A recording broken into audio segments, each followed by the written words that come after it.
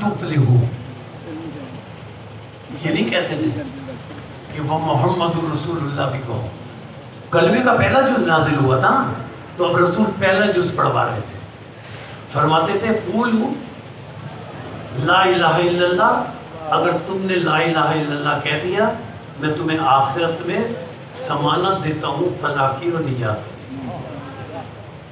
پہلا جز نازل ہوا. اچھا اب رسول ہجرت مدینہ کے بعد مدینے آئے.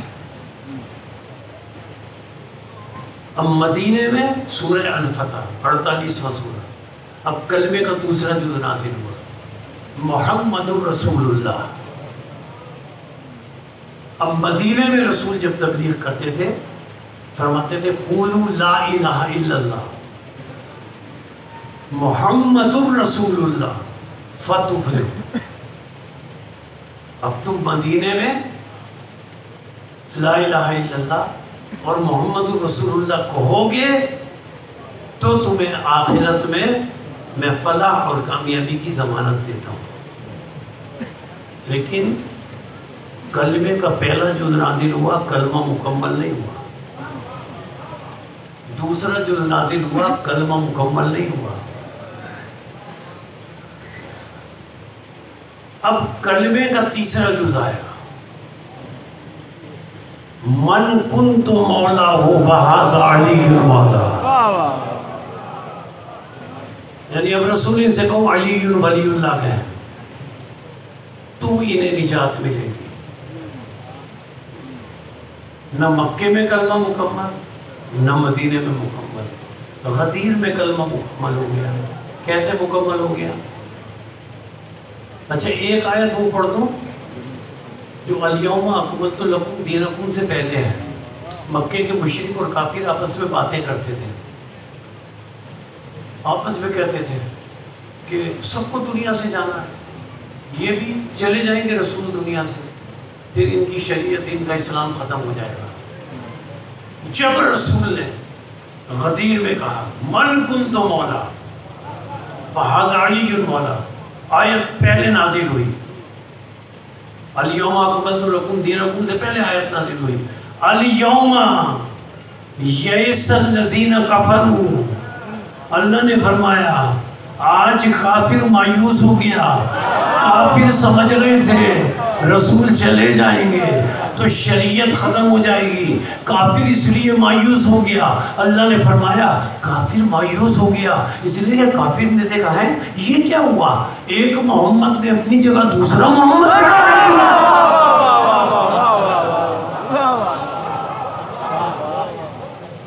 اب کلمے کا تیسرا جز پہلا جز مکے میں نازل ہوا دوسرا جز مدینے میں نازل ہوا تیسرا جز بس میں گفتگو کی اختتامی مرحلے میں ہوں. کلمے کا تیسرا جز غدیر میں نازل ہوا. اگر مکے میں کلمہ مکمل ہو جاتا مدینے میں مکمل ہو جاتا تو اللہ تکمیل کی سند دے دیتا. لیکن جب رسول نے غدیر میں کہا من کنت مولا فہذا علی مولا جبریل آئے الیوم اکملت لکم دینکم واتممت علیکم نعمتی ورضیت لکم الاسلام دینا. ادھر دین مکمل ہوا ادھر کلمہ مکمل ہوا. اچھا بس گفتگو کے اختتامی مرحلے میں نتیجہ دے رہا ہوں. رسول نے بڑی توجہ کیجیے گا رسول نے مکے میں کہا لا الہ الا اللہ کو نجات مل جائے گی. اب ذرا سوچیں اگر ہجرت مدینہ سے پہلے لا الہ الا اللہ کسی نے کہہ دیا اور ہجرت مدینہ سے پہلے وہ مر گیا تو وہ جنت میں جائے گا نا. لیکن اگر ہجرت مدینہ کے بعد زندہ رہا تو اسے محمد رسول اللہ کہنا پڑے گا. اب اگر مدینے میں محمد رسول اللہ کہا اور غدیر سے پہلے مر گیا تو وہ جنت میں جائے گا.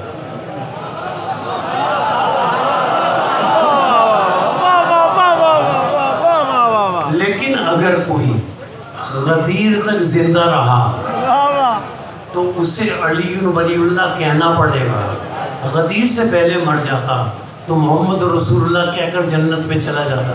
میں آخری جملہ آج کی گفتگو کا یہی کہنا چاہتا ہوں کہ اگر علی کی مولائیت سے اتنا ہی بغض تھا تو غدیر سے پہلے مر جاتا.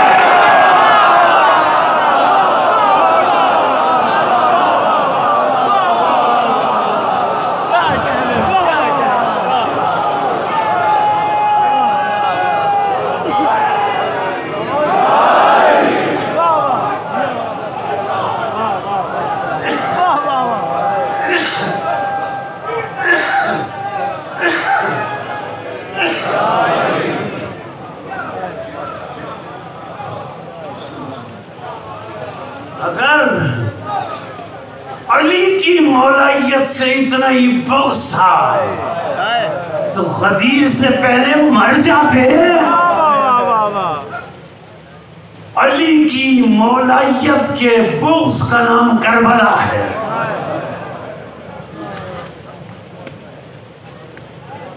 اگر علی کی مولائیت نہ ہوتی تو بیویوں کے سروں سے چادریں نہ اترتی. اگر علی کی مولائیت سے بغض نہ ہوتا تو آقا زادی سکینہ کے منہ پر تماچے نہ پڑتے.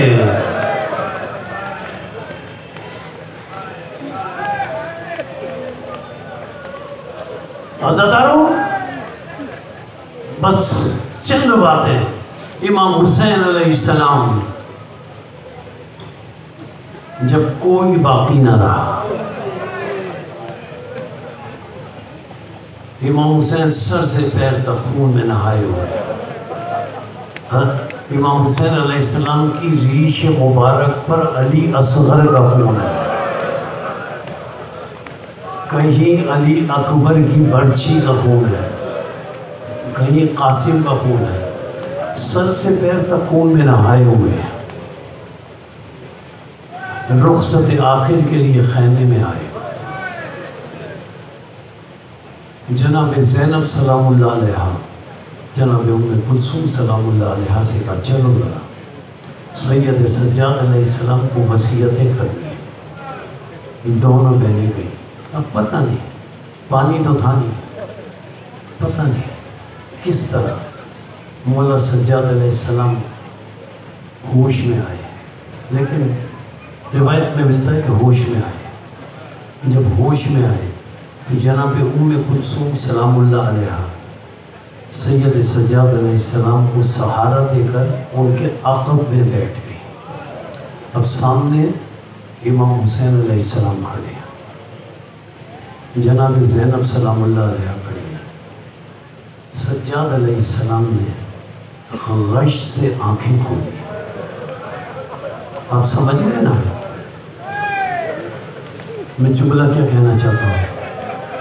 جناب سید سجاد علیہ السلام نے غش سے آنکھیں کھولی. آنکھیں کھول کر امام حسین کی طرف نظر ڈالی جو سر سے پیر تک خون میں نہائے ہوئے تھے. پھر امام حسین علیہ السلام سے نظر ہٹا کر جناب زینب سلام اللہ علیہ پر نظر ڈال کر امام سجاد نے اب امام حسین علیہ السلام آئے. زیادہ تفصیلات نہیں. امام حسین علیہ السلام نے پرانا لباس پہنا. وہ لباس پہنا جس لباس کو جناب سیدہ سیتی جاتی تھی اور روتی جاتی تھی. وہ لباس پہن کر امام حسین یاد آ گیا جب گھوڑے پہ سوار ہوتے تھے. حضرت عباس زانو جھکاتے تھے، علی اکبر بازو پکڑتے تھے، قاسم گھوڑے کی رکابوں کو تھامتے تھے. اپنا سوار ہونے کا وقت آیا. ایک مرتبہ امام حسین نے میدان کی طرف نظر ڈالی. نظر ڈال کر کہا میرے سوار ہونے کا وقت آ گیا. میرے شیروں کہاں گئے؟ میرے شیروں، میرے سوار ہونے کا وقت ہے. تم میں سے کوئی مجھے سوار کرنے نہیں آتا.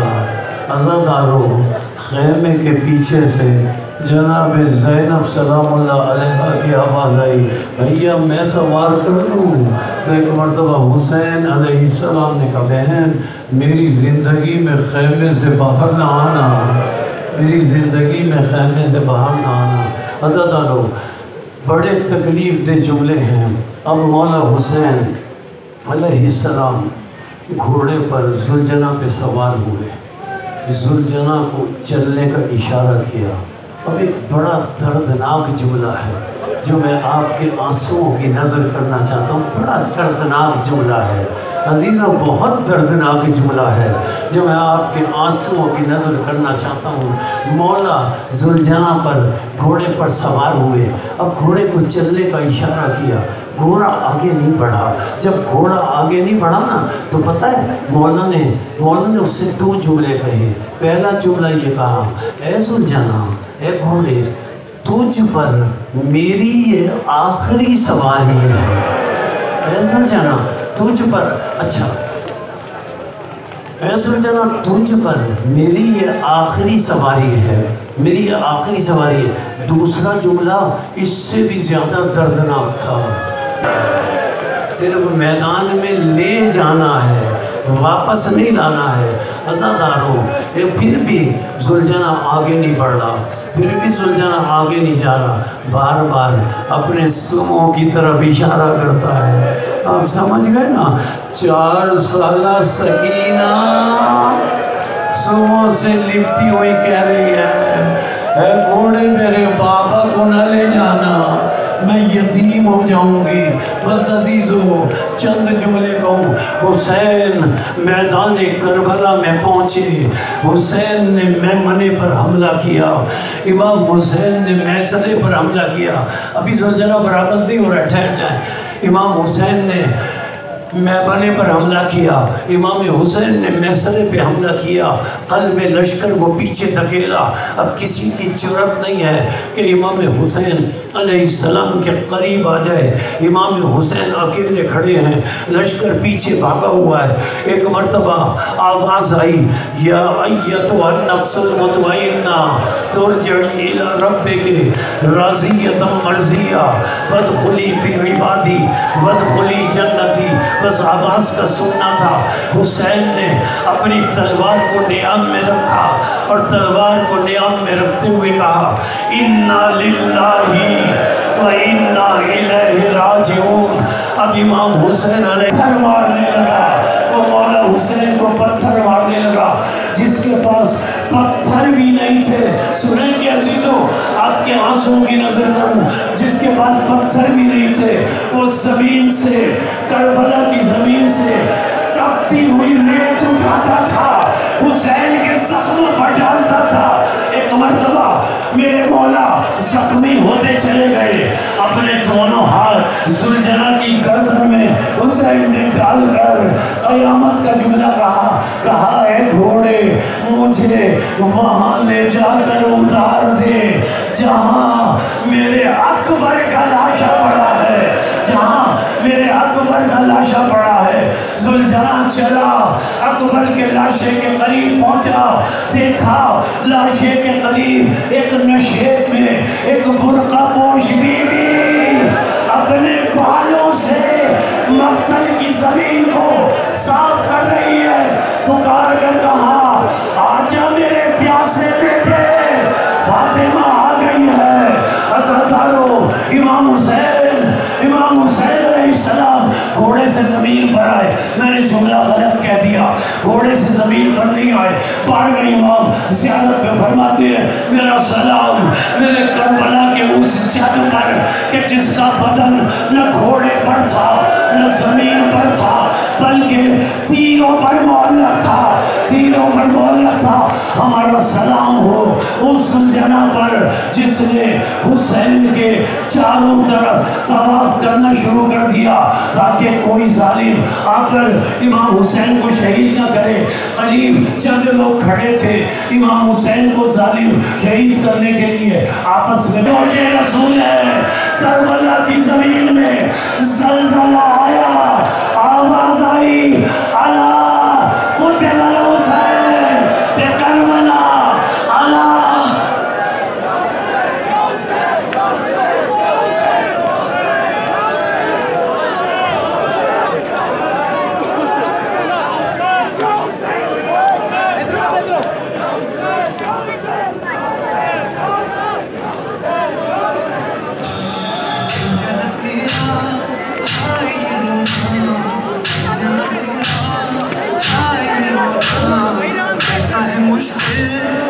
میرا جینا کچھ رہی ہے